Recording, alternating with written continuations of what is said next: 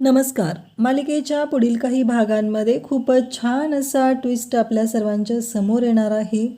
म्हणजेच आता सिंधूला समजणार आहे की अंकुर कुठे राहतो, अंकुर कसा आहे, अंकुर कसा दिसतो, या सगळ्या गोष्टी कळणार आहेत. आणि त्याचबरोबर सिंधूला हे सगळं कसं कळतं, सिंधू त्या आश्रमात जाते आणि त्या आश्रमात गेल्यानंतर ती फाईल पाहते. त्या फाईलमध्ये तिला कळतं की त्या मुलाला ज्याने दत्तक घेतलेला आहे तो राघव रत्नपारखी आणि संस्थेने त्याला दिलेलं नाव आहे ते विनायक. त्याच्या पाठीवरती म्हणजे मानेच्या खालच्या बाजूला एक जन्मखून आहे. हे सगळं जेव्हा सिंधू त्या आश्रमातली फाईल शोधून त्या फाईलमध्ये पाहते तेव्हा तिला कळतं.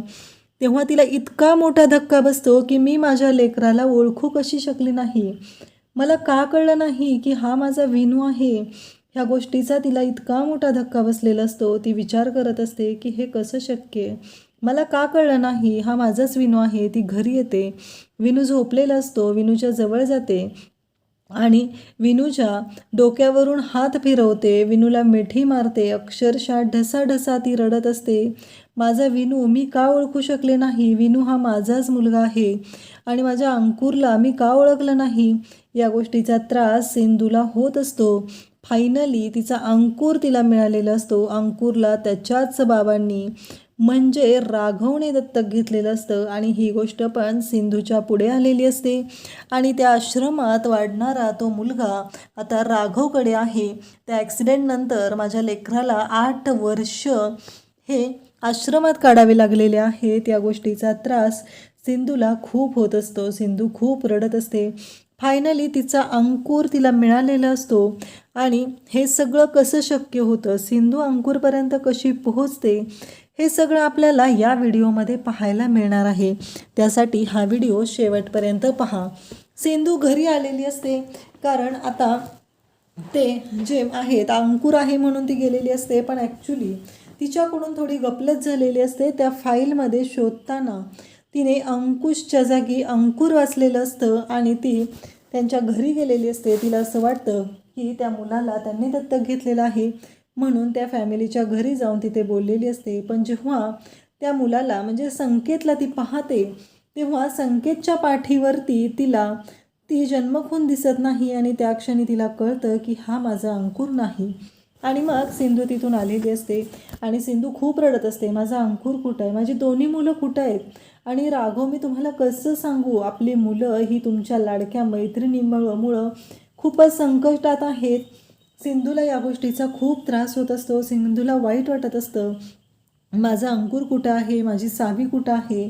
अंकुर जिवंत आहे, सावी जिवंत आहे, पण सावीच्या जीवालाही धोका आहे.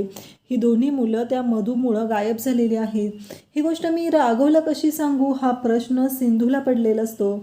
आणि आता सिंधू यामुळं रडत असते. तेवढ्यातच तिथे राघव येतो आणि राघव सिंधूला म्हणत असतो की कृष्णा कृष्णा काय करतेस तू, रडतीस का रडतीस तू, काय झाले नक्की. हा प्रश्न राघव विचारत असतो. तेव्हा कृष्णा म्हणजे सिंधू दरवाजा उघडते आणि राघवला म्हणते की नाही, मी नाही रडत आहे, असं काही घडलेलं नाही असं ती सांगू लागते. आणि त्याचबरोबर ती म्हणत असते की तसं काही झालेलं नाही आहे राघव, काय झालं नक्की, ती राघवलाच उलट विचारू लागते. तेव्हा तिच्या लक्षात येतं राघव तिथं आलेला असतो. राघव म्हणतो की कसं आहे, मला कळतं आहे तू खोटं बोलतेस माझ्याशी, कारण तुझे डोळे हे नेहमी खरे बोलतात हे तुला माहिती नाही आहे, पण तू आज माझ्याशी खोटं बोलत आहे असं राघव तिला सांगत असतो. तेव्हा सिंधू म्हणत असते की नाही. तेव्हा राघव म्हणतो कसं आहे माहिती आहे का, की मला माहिती आहे, मला सांग काय झालं आहे. बरं तुला मला सांगायचं नाही आहे ना, मी त्याच्यावरती तुला एक सोल्युशन देतो असं म्हणत राघव तिला सोल्युशन देतो आणि म्हणतो डोळे बंद कर आणि तुला जे हवं आहे ते तुझ्या डोळ्यासमोर आण आणि इतकं कॉन्सन्ट्रेट कर की तुला कळेल नक्की काय चुकलेलं आहे, नक्की कोणती चूक घडलेली होती म्हणून तुला जी हवी आहे ती वस्तू तुला मिळत नाही किंवा ती गोष्ट तुला मिळत नाही. मी ज्या पद्धतीनं सांगत आहे त्या पद्धतीनं जर तू फॉलोअप घेतला तर नक्की तुला ती गोष्ट मिळेल आणि तू लवकरात लवकर त्या गोष्टीपर्यंत पोहोचशील असं राघव सांगत असतो. सिंधू त्या पद्धतीने डोळे बंद करते आणि तिच्या डोळ्याच्या समोरून ॲक्सिडेंटपासूनचा सगळा हा प्रसंग जाऊ लागतो. तिच्या लक्षात येऊ लागतं की नक्की काय काय घडलेलं होतं, हे कशामुळे शक्य झालं, हा अपघात कसा झाला, त्यावेळेस काय झालं, ती आपल्या विनूला शोधण्यासाठी म्हणजे आपल्या अंकुरला शोधण्यासाठी किती धावाधाव करत होती, पण अंकुर काही तिला सापडलेला नव्हता. आता जेव्हा तिला या गोष्टी क्लिक झालेल्या आहेत तेव्हा ती अंकुरचा शोध घेत आहे. मग ती हॉस्पिटलमध्ये फाईल शोधत होती. ती म्हणती कसं शक्य, जिथं अंकुश नावाची फाईल होती ऑब्वियसली तिथे अंकुर नावाची फाईल पण मला मिळू शकते ना, असं म्हणत ती म्हणते की माझ्याकडूनच काहीतरी गफलत झालेली आहे. असं म्हणत सिंधू आता पुन्हा विचार करते आणि मग ती राघवला म्हणते खरंच लंबू तू ना तुझं फील्ड चुकलेलं आहे, तू या फील्डमध्ये असायला नको होतंस. तेव्हा राघव म्हणतो म्हणजे काय म्हणायचं आहे तुला. तेव्हा सिंधू त्याला सांगते की कसं आहे माहिती आहे का, तुझं फील्ड चुकलेलं आहे, तू ना मानाचा डॉक्टर असायला पाहिजे होतं, असं ती बोलत असते. तेव्हा मात्र राघव म्हणतो का काय झालं.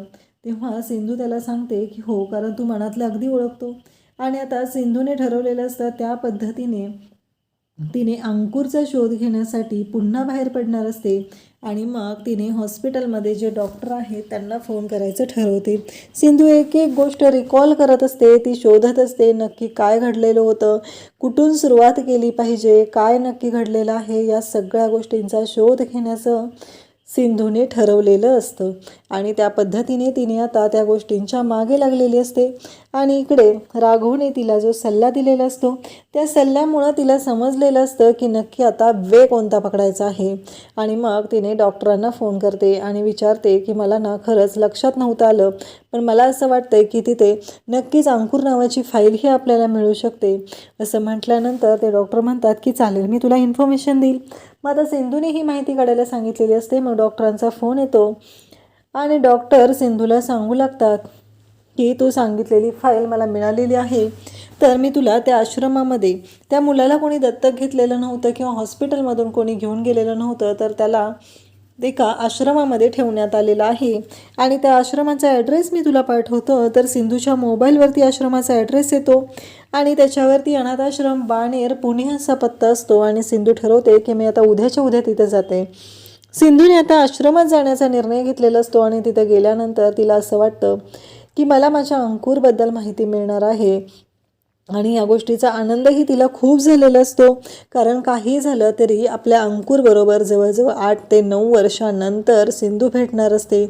एका आईसाठी ती ओढ असते आणि तिला काही करून आपल्या लेकराला भेटायचं असतं, त्याला जवळ घ्यायचं असतं आणि त्यासाठी सिंधूची ही धावपळ चाललेली असते. आणि सिंधू मग त्या आश्रमात जायचं ठरवते, पण तिथे गेल्यानंतर तिला वेगळं सत्य कळतं. तिला असं कळतं की असा कोणताही मुलगा आलेला नाही. ज्यावेळेस ती मुलं आलेली होती, जी मुलं आलेली होती ती सगळी मरण पावलेली आहेत. सिंधूला खूप वाईट वाटतं. सिंधू आता तेवढ्यावर थांबत नाही, तर पुन्हा ती म्हणते की नाही इथे काहीतरी गफलत आहे, असं होऊच शकत नाही. तर मला असं असतं तर मला डॉक्टरांनी म्हणजे सरांनी सांगितलं असतं आमच्या की असं असं घडलेलं आहे. तर ती पुन्हा शोध घ्यायचा ठरवते आणि त्या आश्रमात रात्रीच्या वेळी एकटी जायचा निर्णय घेते आणि तिथे जाऊन ती फाईल शोधते. जेव्हा ती फाईल शोधते तेव्हा मात्र तिला धक्का बसतो, कारण ती जी फाईल असते ती फाईल तिच्या हाती लागलेली असते आणि त्या फाईलमध्ये अंकुरला दत्तक घेतलेली, अंकुरचं आश्रमातलं नाव हे विनायक असतं आणि अंकुरला दत्तक घेतलेली व्यक्ती असते ती म्हणजे राघव रत्नापारखी. हे सिंधूच्या समोर येतं आणि तिला खूप मोठा धक्का बसतो. सिंधू म्हणते मी माझ्या अंकुरला ओळखू शकले नाही आहे, मी अशी कशी आई आहे. सिंधू धावत घरी येते आणि विनू झोपलेला असतो. सिंधू विनूच्या रूममध्ये जाते, त्याला जवळ घेते. तिला वाईट वाटत असतं की मी काय केलं हे, मी माझ्या मुलाला ओळखू शकलेले नाही आहे, हे कसं शक्य आहे, मी माझ्या मुलाला का ओळखू शकले नाही, असे अनेक प्रश्न तिला पडलेले असतात आणि ती खूप रडत असते. आणि नेमकी त्याच वेळेस आता मधू पण अंकुरच्या रूमच्या दिशेने येत आहे. आता सिंधू मधूला कसं त्यातून दाखवून देईल की ती आता अंकुरची आई आहे आणि विनू अंकुर असल्याचं सत्य तिला समजलेलं आहे. ही गोष्ट ती जोपर्यंत सावी मिळत नाही तोपर्यंत मधूपासून कशा पद्धतीने लपवून ठेवेल हे आपल्याला पुढे पाहायला मिळणार आहे. थँक्यू.